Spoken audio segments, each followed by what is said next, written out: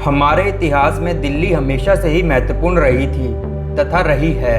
हर शासक यहाँ पर शासन करना चाहता था। दिल्ली की गद्दी पर अंतिम हिंदू राजा पृथ्वीराज चौहान जी थे और आज हम इन्हीं के बारे में कुछ ऐसी बातें जानेंगे जो शायद आपको ना पता हो। तो चलिए इनकी बातें आपसे साझा करते हैं। पृथ्वीराज चौहान जी का जन्म सन 1149 में अजमेर में हुआ था। के पिता का नाम सोमेश्वर चौहान जो अजमेर के राजा थे। पृथ्वी जी के नाना थे दिल्ली के राजा अनंतपाल। पृथ्वीराज जी बचपन से ही तलवारबाजी तथा घुड़सवारी में काफी तेज थे तथा शिकार भी वह बड़े मजे से करा करते थे। यह भी बताया जाता है कि पृथ्वी जी ने बचपन में ही बिना किसी हथियार के एक शेर का शिकार किया था। उनकी सबसे बड़ी योग्यता यह थी कि वह बिना किसी को देखे उस पर बाण का वार कर सकते थे, सिर्फ उसकी आहट सुनकर। के नाना उनकी वीरता से बहुत प्रसन्न थे। की वजह से पृथ्वी जी को दिल्ली की राजगद्दी का उत्तराधिकारी बना दिया गया तथा पृथ्वी जी अपनी 16 वर्ष की आयु में ही दिल्ली की गद्दी के हकदार बन गए।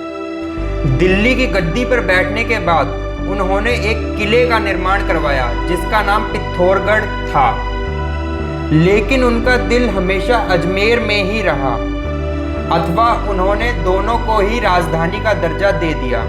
उन्होंने काफ़ी विजय प्राप्त करी तथा अपनी सीमाओं को बढ़ाया।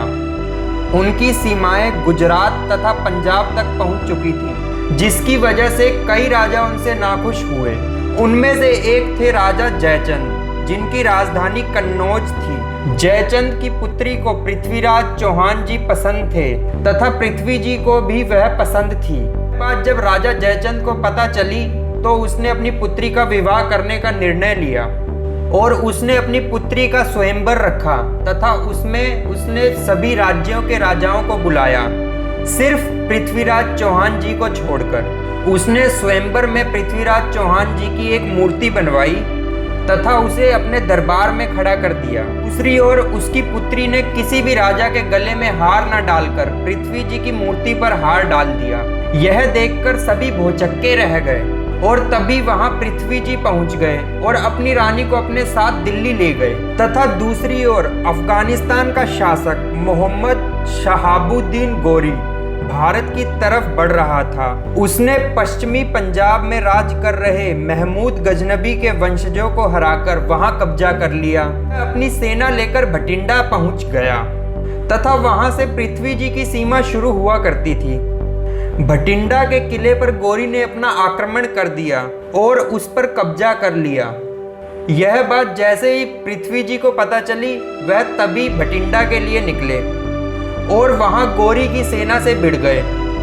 उस युद्ध में पृथ्वी जी ने अकेले ही कई सैनिकों को मौत के घाट उतार दिया तथा गोरी की सेना को तीनों ओर से घेरकर अधमरा कर दिया, बहुत गंदी तरह खदेड़ कर वहां से भगा दिया। इस युद्ध में पृथ्वी जी ने गोरी की लगभग 7 करोड़ की मुद्राएं जब्त करी तो उसे अपने सैनिकों में बांट दिया। लोगों का यहाँ तक कहना है कि पृथ्वी जी गोरी को 18 युद्धों में 17 बार हरा चुके थे।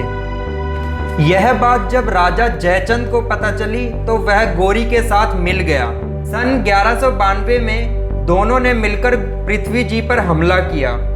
इस युद्ध में गोरी के पास 1,20,000 सैनिक की फौज थी तथा युद्ध के मैदान में पृथ्वी जी ने गोरी को पिछली हार का याद दिलाया और उसे बोला कि वापस चला जा।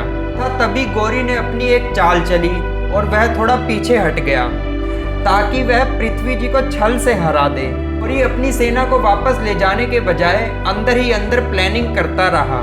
दूसरी ओर पृथ्वी जी को लगा कि गोरी उनकी बात मान गया है, लेकिन वह उसकी चाल समझ ही नहीं पाए तथा गोरी ने एक सुबह वहां हमला कर दिया तथा धोखे से पृथ्वी जी को चारों ओर से घेर लिया। उसने पृथ्वी जी और उनके एक मित्र चंद्रबरदाई को बंदी बना लिया। धोखे को जीत नहीं माना जा सकता, लेकिन हमारे पृथ्वी जी इस धोखे के शिकार हो गए और गोरी के बंदी बन गए। जब गोरी अपने दरबार में पहुंचा तो उसने पृथ्वी जी को कहा अपनी आंखें नीचे करके मुझे सलाम करे। पृथ्वी जी ने ऐसा कुछ ना किया तो उसने उनकी आंखें गर्म सुराही से छुड़वा दी तथा पृथ्वी जी नेत्रहीन हो गए। वहीं पृथ्वी जी के मित्र ने गौरी से कहा कि मेरे राजा बिना किसी को देखे बाण चला सकते हैं, और गौरी को यह देखने की चाह हुई। पृथ्वी जी को धनुष तथा बाण दिए गए और चंद्र बरदाई ने वहां एक दोहा सुनाया। उसमें गौरी की लोकेशन पृथ्वी जी को बताई। दूसरी ओर पृथ्वी जी ने उस लोकेशन पर अपना बाण चला दिया तथा बाण जाके सीधा गौरी के गले में लगा और गौरी की तभी वहीं मृत्यु हो गई। दूसरी ओर पृथ्वी जी तथा उनके मित्र ने एक दूसरे को चाकू मारकर खत्म कर लिया। इस तरह हमारे वीर योद्धा अपना नाम इतिहास में दर्ज कर कर चले गए तथा अपनी ना मिटने वाली छाप छोड़ गए। कि वीडियो में बस इतना ही। आप पृथ्वी जी के बारे में क्या सोचते हैं कमेंट में ज़रूर बताएं। अगर आपको यह वीडियो पसंद आई हो तो लाइक शेयर सब्सक्राइब जरूर करें। जय हिंद जय भारत।